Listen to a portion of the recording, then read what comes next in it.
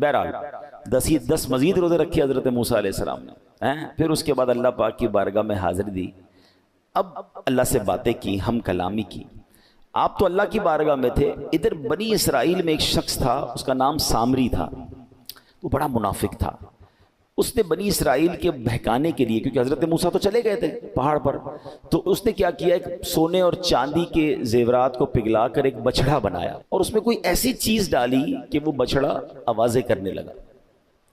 اب سامری بولا کہ اے بنی اسرائیل، حضرت موسیٰ تو کوہ طور پر اللہ سے ملنے گئے ہیں، خدا تو خود تمہارے پاس آ گیا ہے،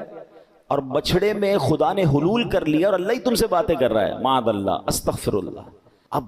بنی اسرائیل اس کے بہکاوے میں آ گئے اور اس بے جان بچڑے کو خدا سمجھ کر پوجنے لگے۔ ودن 40 days یہ ہو گیا، اب ذرا غور کیجئے گا، صرف 40 دن کے لیے حضرت موسیٰ گئے تھے،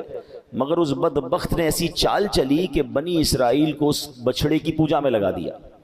اچھا، ادھر بنی اسرائیل جو ہے وہ پوجا کر رہے ہیں، حرام کام کر رہے ہیں، شرک کر رہے ہیں، ادھر اللہ نے حضرت موسیٰ علیہ السلام کو یہ بتا دیا کہ تمہاری قوم کا یہ حال ہے۔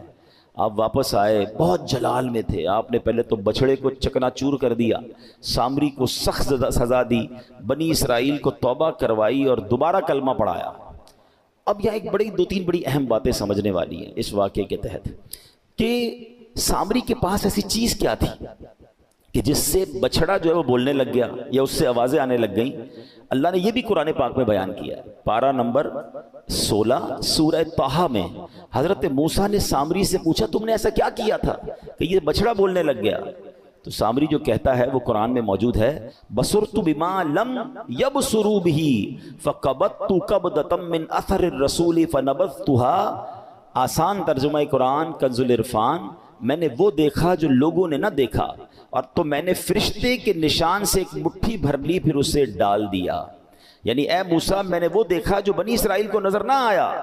مطلب میں نے جبریل علیہ السلام کو دیکھا اور انہیں پہچان لیا، وہ گھوڑے پر سوار تھے، چنانچہ میں نے ان کے گھوڑے کے قدموں کے نشان سے مٹی کی ایک مٹھی بھر لی، اس بچڑے میں ڈال دیا، اسی سبب سے یہ بچڑا زندہ ہو کر بولنے لگ گیا۔